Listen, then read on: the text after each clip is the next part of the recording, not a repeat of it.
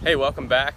If you're new here, my name is Keith. I'm a holistic health coach, and decided today that I'm going to start a little mini series, probably about 30 days, around the idea of habits for happiness. So basically just sharing the habits that I have adopted and use in my own life to bring happiness and to keep me happy, keep me grounded, and just keep life good, bring about energy, all that stuff.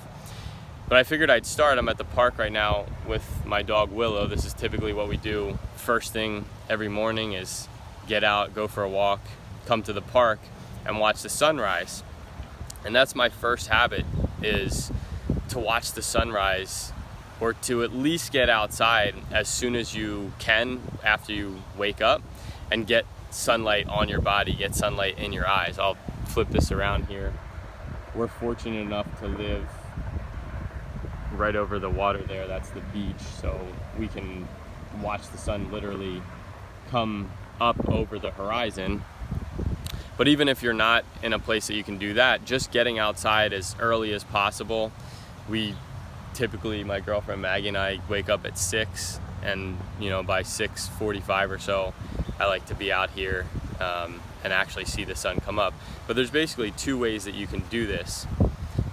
You can sungaze, which is typically what I do, and you only want to do that really in the first 30 minutes, maybe 45 minutes of the sun coming up, but maybe even less than that.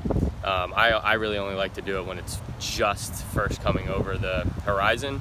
But sun gazing is essentially staring directly into the sun, so directly at it. And for the first little bit, the first 30 minutes or so, the UV rays are a lot lower, so it's not as potentially dangerous, or there's not the same effects as staring into the sun at midday. But even with that, it's an ancient practice. You can look it up. I believe the official term would be Egyptian sun gazing. But with that, you want to start slow. So you start with just 10 seconds a day of looking directly, and then build up 10 seconds every day after that. But even if you don't do that, whether you can't catch the sun that early, or that's not something that appeals to you, just getting out and getting sunlight on your skin, in your eyes as soon as possible, that helps to tell your body, tell your mind it's time to wake up, it's time to start producing daytime hormones, cortisol, get your energy going. And although that's the start to a good energized day, it's also the start to a good solid night of sleep. Because when we get exposed to sun, that helps to set our rhythms, especially if we can do it at the same time every day. That's why I like to be out here same time, see the sun as soon as it comes up. But even if you wake up at say 7:30 or whatever, if you make it a practice to get up at the same time every day and same time get out, get exposed to sun, it's going to help to set your individual rhythms.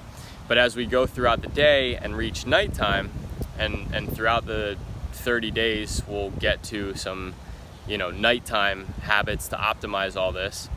But by the time you get to nighttime, your body has gone through the proper rhythms. We have to remember that our body is very deliberate and complex. It's not just random. It's not just sitting there waiting for us to feed it and do different things. It's going through various processes at certain times a day, all the time, 24 hours a day. Things are happening in our body. So by the time we get to the evening, especially if we're consistent with this, our body's ready to start winding down, ready to start producing nighttime hormones, ready to start allowing us to relax and unwind. So again, getting out first thing as early as you can if you have the opportunity. To me, I really value sun gazing. I find I've been doing it now for a couple weeks again, just actual sun gazing and consistently, but a couple years ago I did it for an extended period as well. I find it really helps with energy, and if you look into it, there's a lot of potential benefits around helping the body to heal. We are very connected with light, so there's a lot that we can gain in terms of consciousness and even just emotional stuff, happiness, physical energy. We receive a lot of information from light, and it's a bonus if you can do it with your bare feet on the ground. There's benefits both to the actual sun gazing practice or watching the sunrise, but also just having your feet on the ground is a solid practice as well to help ground you. Earthing, technically, if you like look into that, there's benefits with helping to neutralize a lot of the electromagnetic pollution that we're exposed to day to day. So it's a solid habit. But yeah, start there. Day number 1, watch the sunrise.